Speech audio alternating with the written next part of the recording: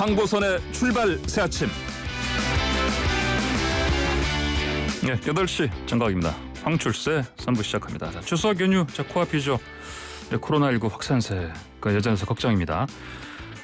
추석에 가족 친지들과 모임 어떻게 해야 되는지, 몇 명이 모일 수 있는지, 또 자녀 백신으로 2차 접종할 수 있다고 하는데 오늘부터요.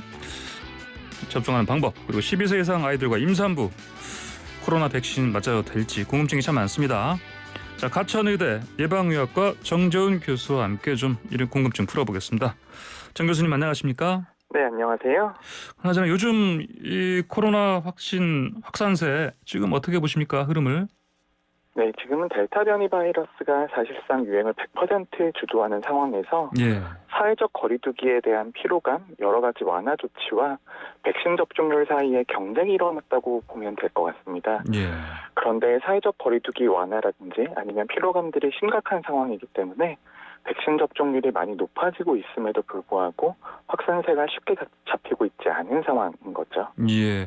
이게 또 지금 보면니까 수도권 쪽이 거의 80%고요. 그러니까 그렇죠? 전체 네, 수도권이 확진자 수의? 유행을 주도를 하고 있고요. 예. 그리고 예. 네, 비수도권 같은 경우에는 우리가 사회적 거리두기에 대한 반응 여력이 남아있다고 볼 수 있습니다. 이때까지 예. 유행이 심각하지 않았기 때문에요. 하지만 예.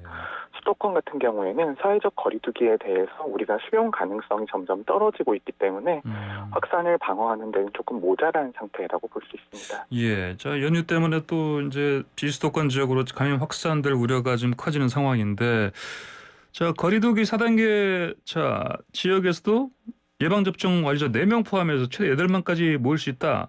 이게 맞습니까?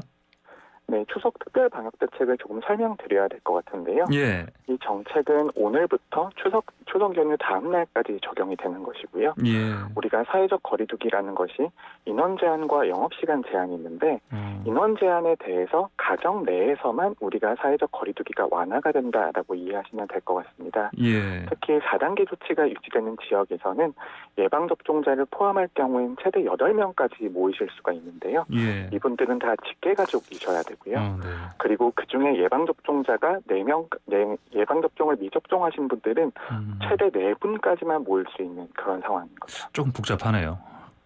네, 조금 복잡한데요. 예. 원칙은 매우 간단합니다. 네. 미접종자께서는 최대 4분까지만 함께 집안에서 모이실 수 있다. 네. 그래서 예방접종을 완료한 분까지 모이실 경우에는 최대 8분까지 집에서 모이실 수 있다. 이렇게 이해하시면 될 것 같습니다. 예, 알겠습니다. 요양병원 면회는 어떻게 해야 됩니까? 네, 요양병원 면회는 원칙적으로 예방접종을 완료하신 분들께서는 대면 면회가 가능하신 상황이고요. 예. 하지만 방문하시는 분이나 아니면 병원에 입원해 계신 분들께서 접종하지 않은 상태라면 원칙적으로 비대면 면회만 가능한 상황입니다. 그렇군요. 알겠습니다. 자, 이제 백신 접종 상황 보면요. 좀 1차, 2차 많이 높아진 상황이긴 한데, 이른바 위드 코로나 얘기 많이 나오는데 언제쯤 이게 가능할 것으로 예상하십니까? 저는 위드 코로나 시대가 사실상 추석 연휴 특별 방역 대책이 발표가 되면서 시작되었다고 생각을 하고요. 아, 그렇습니까? 지금 우리가 유행 상황이 그렇게 좋지 않음에도 불구하고 여러 가지 방역 조치들을 점차 완화해 나가고 있는 방향으로 가고 있습니다. 예. 저는 이런 모습들이 단계적인 일상회복에 가깝다고 볼 수 있고요. 우리가 단계적 일상회복이라고 하는 것이 확진자가 준다거나 아니면 유행 상황이 좋아진다라는 것을 의미하진 않습니다. 예. 이런 유행 상황이 좋지 않음에도 불구하고 방역 조치 등 특히 사회적 거리두기 같은 것들을 완화해 볼 수 있다라는 게 저는 단계적 일상회복이라고 생각을 하거든요. 예. 하지만 본격적인 일상회복으로 접어드는 시기는 국가 주도의 예방접종 프로그램이 끝나는 시기라고 생각을 하고요. 그렇게 되면 성인 인구의 2차 접종이 완료가 될 것으로 예상이 되는 10월 말 정도부터가 본격적인 위드 코로나 시대라고 볼 수 있습니다. 예, 위드 코로나. 자, 백신 접종 대상 관련해서 정부가 보니까 그 연령 올려보니까 12에서 17세로 10월 중에 확대한다. 또 그리고 4분기 중에 임신부도 백신 접종할 수 있도록 할 것이다. 이렇게 얘기하는데 어떻습니까? 안심하고 코로나 백신 맞아도 될까요? 네, 임신부와 12에서 17세 사이 청소년을 조금 분리해서 생각해야 될 것 같은데요. 예. 임신부 같은 경우에는 해외 근거가 매우 명확하게 잡혀 있습니다. 그렇기 때문에 접종을 하시는 게 접종을 하지 않으시는 것보다 훨씬 더 안전하고 효과적이다라는 사실들이 증명이 되고 있어서 예. 적극적으로 접종을 권고하고 있는 상황이고요. 네. 그리고 12세에서 17세는 상황이 조금 다른데요.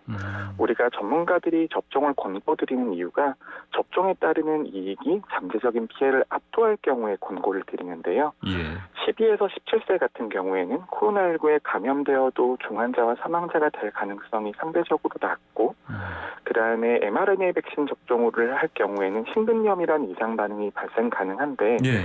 이 이상 반응이 나이가 어리면 어릴수록 매우 드문 빈도이지만 발생률이 증가하는 것으로 되어 있거든요. 예. 그렇기 때문에 소아청소년의 접종을 어떤 식으로 진행할지에 대해서는 많은 나라들의 방향이 조금 다른 상태입니다. 네, 우리나라에서도 접종할 수 있도록 길은 열어주지만 이 접종을 의무화한다거나 접종을 일반 대상으로 확대하는 것에 대해서는 한두 달 정도의 시간이 필요한 상황입니다. 예, 그렇군요. 자, 근데 화이자하고 모더나하고요. 이게 그 시간이 지나면은 백신 그 예방 효과가 좀 떨어진다. 이런 얘기가 나오던데요. 그러면 추가 접종, 이른바 부터샷 이거 맞아야 된다. 결국은 이렇게 보십니까?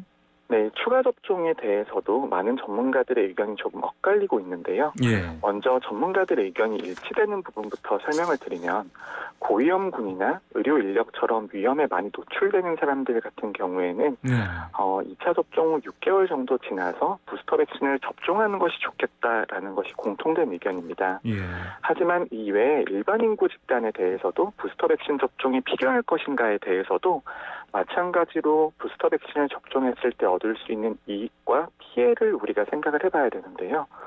부스터 백신을 추가로 접종한다고 해서 우리가 얻을 수 있는 피해가 얼마나 이제 감소될 수 있을지에 대해서는 예. 아직까지는 근거가 엇갈리는 상황이고요. 예. 반면에 우리가 mRNA 백신 위주로 부스터 백신 접종을 시작을 할 텐데 mRNA 백신에서 나타나는 심근염이라는 이상 반응은 1회 접종보다 2회 접종에서 발생률이 높아졌습니다. 예. 그렇다면 3회 접종했을 때 발생률이 더 높아질 가능성도 있거든요. 네.